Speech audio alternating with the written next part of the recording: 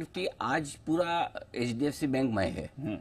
जो HDFC bank करेगा, जैसा करेगा वैसे बैंक निफ्टी को करना है। बैंक निफ्टी का कुछ भी बदलेगा या बिगड़ेगा, सुधरेगा या गिरेगा, तो अब ये नेक्स्ट रिजल्ट पे होगा। इस रिजल्ट के दम पर अगर आप उम्मीद करते हैं कि बैंक निफ्टी में कुछ हो जाए, तो होना नहीं है। क्यों नहीं होना है? उसका रीजन सिंपल है। पहला रिजल्ट बैंकिंग शेयरों में बड़ा वाला है, फेडरल के बाद जो आया है, ठीक है, वो एचडीएफसी बैंक है। और एचडीएफसी बैंक से वैसे तो पिछले 2-3 क्वार्टर से उम्मीद नहीं थी, इस बार हल्की हल्की उम्मीद लगी कि थोड़ा ठीक हो सकता है, लेकिन निराश किया। अब मामला ये है कि डिसाइड ये करना है कि जो एचडीएफसी बैंक के नतीजों की प्रॉब्लम है, वो सिर्फ एचडीएफसी बैंक की है या पूरी इंडस्ट्री की। ये आईसीआईसीआई, कोटक और एक्सिस डिसाइड करेंगे। और अगर इनमें से किसी के भी नंबर्स, जो नेक्स्ट कौन है, आईसीआईसीआई, कोटक, एक्सिस, इंडसइंड आएगा। इंडसइंड तो मुझे नहीं लगता कि बहुत समस्या है, इंडसइंड बच जाएगा। लेकिन इंडसइंड के अलावा कोटक आईसीआईसीआई सैटरडे को है, कोटक आईसीआईसीआई। तो जब तक ये नहीं होते तब तक आपके लिए मुश्किल है कहना कि भाई एचडीएफसी बैंक की समस्या पूरी बैंकिंग सेक्टर की नहीं है।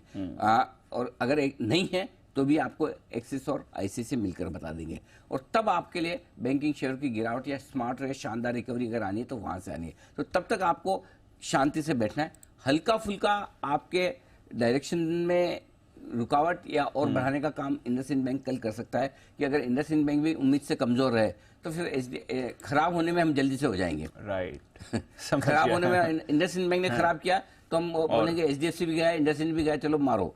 लेकिन अगर अच्छा हुआ इंडसइंड तो भी बहुत तेजी से नहीं बढ़ पाएंगे, क्योंकि तब ये देखेंगे खाली इंडसइंड से हमें पता नहीं चलता, हमें एक्सिस और आईसीआईसीआई को देखना पड़ेगा। सो इसलिए मेरे ख्याल से थोड़ा सा वेट एंड वॉच वाली सिचुएशन में रखिए।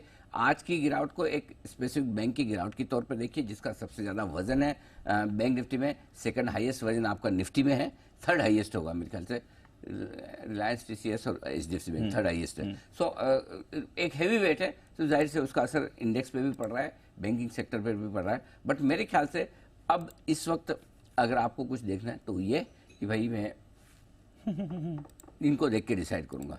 अब रहा सवाल ट्रेडर्स और इन्वेस्टर्स का। जी, ट्रेडर्स के लिए आपको इंपॉर्टेंट सपोर्ट लेवल पे लेना है, और लेना क्या है? निफ्टी। और बैंक निफ्टी नहीं, निफ्टी लेकर आपको दिन के दौरान, फॉर एग्जांपल अगर सुबह आपकी एंट्री हुई तो 125, 150, 200 पॉइंट के ऊपर और नीचे में 200 पॉइंट का फर्क है। 650 खुल के आप 850 पहुंचे। चलो आपने 650 पे नहीं लिया, 750 पे, 700 पे लिया और 850 पे नहीं बेचा, 800 पे बेचा, तब भी आपको 100 पॉइंट बनते हैं। और ऊपर में भी दीप, जहां पहले सपोर्ट जोन से 850 के वहां से नीचे आया है, तो थोड़ा सा ऊपर के लेवल पे आप प्रॉफिट भी बुक करते रहें।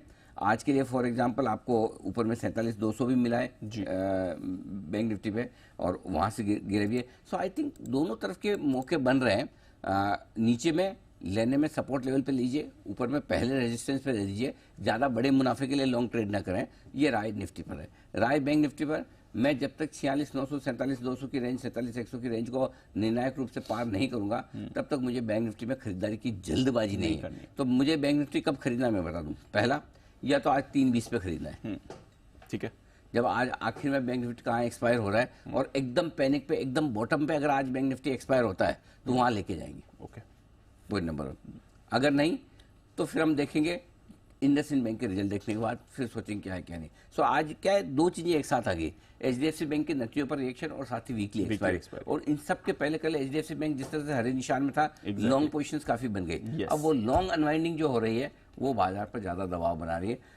एक ही चीज बदली है दीप, अभी तक ऐसा नहीं कि इस बुलरन में जो हमने इतना लंबा चौड़ा देखा है अब तक, एक तरफा देखा, पहली और आखिरी बार करेक्शन आया है, ऐसा नहीं है। करेक्शन जो आया है वो दोनों ही तरफ से है। पहली चीज ये है कि इस बार करेक्शन थोड़ा शार्प आया है, बड़ा गैप डाउन हुआ है, और इस बार दिग्गजों से आता हुआ दिखा है। अभी तक जो करेक्शन की शुरुआत हो रही थी वो मिड कैप स्मॉल कैप से आ रही थी, लेकिन इस बार दिग्गजों से शुरुआत हुई है। तो लेट्स सी, थोड़ा सा करेक्शन और फिर ग्लोबल भी सपोर्ट कम करें तो थोड़ी शांति बनाए रखें। लीवरेज पोजीशन कम करें, एफएनओ की पोजीशन कम कर लें, कैश मार्केट की पोजीशन में जरूरत से ज्यादा है तो थोड़े हल्के रहें, वापस मार्केट मौका देगा तब आपको खरीद करेंगे। बिल्कुल। अब रहा सवाल एचडीएफसी बैंक का। अगर आप एचडीएफसी बैंक में देखिए, दोनों चीजें, अच्छे भाव और अच्छा समय दोनों एक साथ नहीं आता, और अच्छी खबरें, ठीक है। तो तीनों चीज साथ में चाहिए तो फिर एचडीएफसी बैंक का भाव भी शायद 1800 दिखे और बैंक निफ्टी भी 48,000 दिखे और मार्केट लाइफ हाई पे दिखे। अब आपको हिम्मत करके, अगर आपका 1 से 3 साल का व्यू है तो पहली इंस्टॉलमेंट डाल दीजिए। 7-8% नीचे आपको HDFC बैंक मिल रहा है। आमतौर पर मैंने देखा जब जब HDFC बैंक किसी भी वजह से, चाहे वो कोई बजट की वजह से हो, कोई खराब खबरें, मंदी के मार्केट में कैपिचुलेशन हो, 8-10% जब घटता है, उसके बाद इवेंचुअली 3 महीने 6 महीने उसके बाद वो रिटर्न देता है जो आपके नुकसान की भरपाई करता है। तो थोड़ी इंस्टॉलमेंट आप 25 से 33% HDFC बैंक को चाहने वाले आज खरीद सकते हैं। नीचे में दीप मुझे ऐसा लगता है 1480-1500 आता है तो और ऐड कर लीजिए। उसके नीचे के चांस कम दिखते हैं, मना तो मैं नहीं करता, चांस कम दिखते हैं। तो अगर वो लेवल तक अगर आप अपना 70-75% पैसा HDFC बैंक में डाल देते तो, और अगर आप 3 साल का व्यू रखते तो आप पैसा अच्छा बना। हाँ, ऐसा नहीं कोई HDFC बैंक बंद हो गया, ठीक है। एक फेज आता है आपका जब ग्रोथ स्लो होती है, बड़ी कंपनियों के साथ भी। फॉर एग्जाम्पल बस ऐसा है ना दीप, कोई अब ऐसा ये तो ऐसा हो गया कि तेंदुलकर ने 4 मैच में, तेंदुलकर छोड़ो चलो जरा, आप पुराना आप भूल जाओ भाई, हम वर्ल्ड कप में 10 मैच लगातार जीते। एक दिन खराब भी तो आ सकता है। वैसे अगर HDFC बैंक 10 साल से अच्छा परफॉर्म कर रहा है, 8 साल से अच्छा परफॉर्म कर रहा है, 1 साल खराब भी तो आ सकता है। तो इसका मतलब थोड़ी ना, आपको वो 1 साल जब खराब आ रहा है तो आप ये समझो कि मौका दे रहा है आपको। लेकिन व्यू आपको, अब आप ये सोचो कि मैं 1550 में ले लूं और 1545 ना हो, तो ये आपका काम नहीं है। ये सिर्फ आज उन्हीं लोगों को HDFC बैंक खरीदना है जिनका 1 से 3 साल का व्यू है।